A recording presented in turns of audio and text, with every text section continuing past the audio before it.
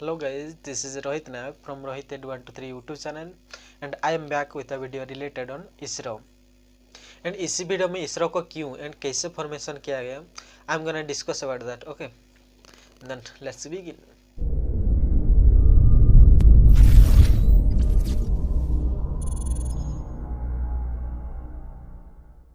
तो फर्स्ट मैं डिस्कस करने वाला हूँ इसरो को क्यों बनाया गया. क्या होता है कि 1947 में जब इंडिया इंडिपेंडेंट हुआ तब इंडिया की सिचुएशन इतना क्रिटिकल था कि तब साइंस के बारे में सोचना बहुत दूर की बात थी.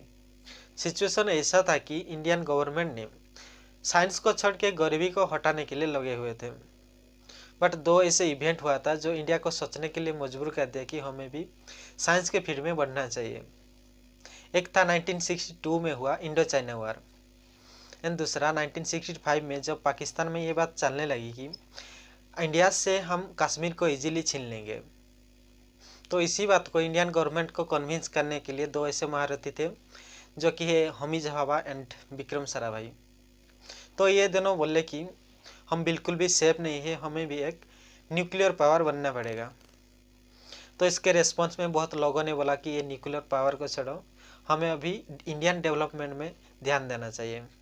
क्योंकि देखो उनका मानना था कि अगर हम साइंस के फील्ड में आगे जाएंगे देन बहुत बड़ा अमाउंट चुकाना पड़ेगा, बट अगर हम उसी अमाउंट को रूरल एरिया या फिर इंडस्ट्री में इन्वेस्ट करेंगे तो बेटर होगा, राइट. क्योंकि उसी टाइम सिचुएशन ही ऐसा था एंड ऐसे भी साइंस के इम्पोर्टेंस को कोई समझ नहीं पाते थे.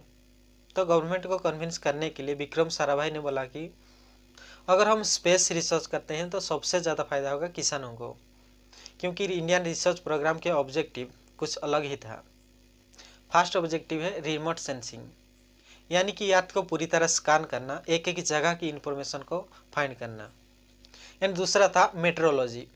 उन्होंने बोला कि इसी ऑब्जेक्टिव से किसानों को हम बहुत ज़्यादा हेल्प कर पाएंगे क्योंकि मौसम के बारे में हम जानकारी दे पाएंगे उनको. एंड थर्ड ऑब्जेक्टिव था टेलीकम्युनिकेशन. एंड खुशी की बात यह है कि इसी ऑब्जेक्टिव की वजह से हम इंटरनेट को यूज़ कर रहे हैं अभी एंड इसी की वजह से ही भी वेरियस सर्वर भी वर्क कर रहे हैं, राइट. तो ये सब ऑब्जेक्टिव को विक्रम साराभाई ने गवर्नमेंट के सामने रखा. एंड इसी टाइम क्या होता कि सोवियत यूनियन ने अपने पहले सैटेलाइट स्पुतनिक 1 को लॉन्च कर दिया. तो विक्रम साराभाई ने बोले चलो चलो हम भी स्टार्ट करते हैं. एंड इसके बाद स्टार्ट हुआ इनकोस्पार, यानी कि Indian national committee for space research. And इसको फॉर्मेशन किया गया था 1962 में, जो कि सेटअप किए थे Pandit Jawaharlal Nehru. And after 1 year Thumba rocket launching station जो कि तिरुवनंतपुरम केरला में, उसको एस्टेब्लिश किया गया था, जो कि मछुआरों के आइलैंड के लिए जाना जाता है. एंड रॉकेट लॉन्चिंग के लिए एक चर्च के बिल्डिंग को चुना गया था. एंड मैं ये भी बता दूं जब रॉकेट को लॉन्च किया गया था तब रॉकेट के पार्ट को साइकिल में लिया गया था. And at that time APJ Abdul Kalam भी थे. एंड ये जो रॉकेट को छोड़ा गया था उसको लिए चेक करने के लिए छोड़ा गया था कि हम एटमॉस्फेयर को क्रॉस कर पाते हैं कि नहीं. एंड इसके बाद 1969 में इसरो को सेटअप किया गया था. एंड चेयरमैन थे विक्रम साराभाई. एंड 19 अप्रैल 1975 में आर्यभट्ट सैटेलाइट को लॉन्च किया गया. आपके जानकारी के लिए बता दूं आर्यभट्ट के सभी पार्ट को इंडिया में ही डिज़ाइन किया गया था, बट जब लॉन्च किया गया था उसको सोवियत यूनियन के मदद से लॉन्च किया गया था, क्योंकि उसी टाइम इंडिया के पास इतना कैपेबिलिटी नहीं था कि वो खुद के हेल्प से या फिर खुद से सैटेलाइट लॉन्च कर सके. रॉकेट तो लॉन्च कर देते हम तुम्बा में, बट सैटेलाइट कैरी करने वाला रॉकेट हमारे पास नहीं था. बट 18 जुलाई 1980 में हमने एक रॉकेट बनाया जो कि सैटेलाइट को लॉन्च कर सकता था. एंड इसमें रोहिणी नाम के एक सैटेलाइट को भी लॉन्च की गई थी जो कि एक्सपेरिमेंट के लिए था. एंड आफ्टर दैट इंडिया बन चुका था 6th ऐसे कंट्री जो कि खुद के रॉकेट को लॉन्च कर सकता था. एंड इसके बाद 1981 में एरिना पैसेंजर पेलोड एक्सपेरिमेंट, जिसको हम अपुल के नाम से जानते हैं, उसको लॉन्च किया गया था. एंड मैं बता दूँ उसको बुलफ कार्ट यानी कि बैलगाड़ी में ले जाया गया था. एंड अब वक्त आ चुका था 1984 का, जो कि शायद सबको पता होगा क्योंकि राकेश शर्मा जी ने, जो कि फर्स्ट इंडियन थे, स्पेस में गए थे एंड 8 डेज स्पेस में स्पेंड किए थे. एंड 1997 तक हम ओनली एक ही सैटेलाइट को लॉन्च कर सकते थे, बट 1999 में क्या हुआ कि हम एक साथ 3 सैटेलाइट को लॉन्च किए।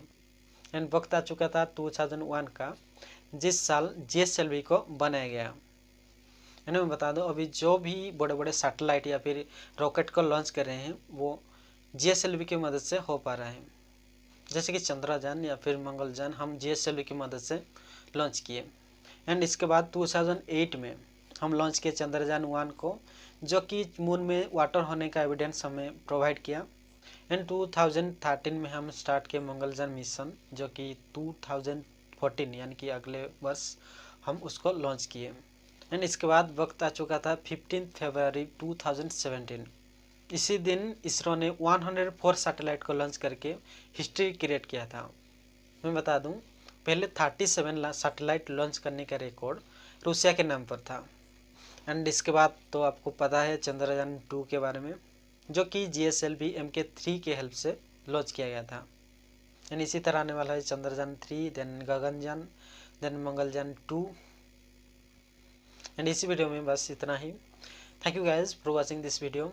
अगर वीडियो पसंद आया, अगर वीडियो कुछ इन्फॉर्मेटिव लगा, then do subscribe and like, comment, share. Bye bye till the next video.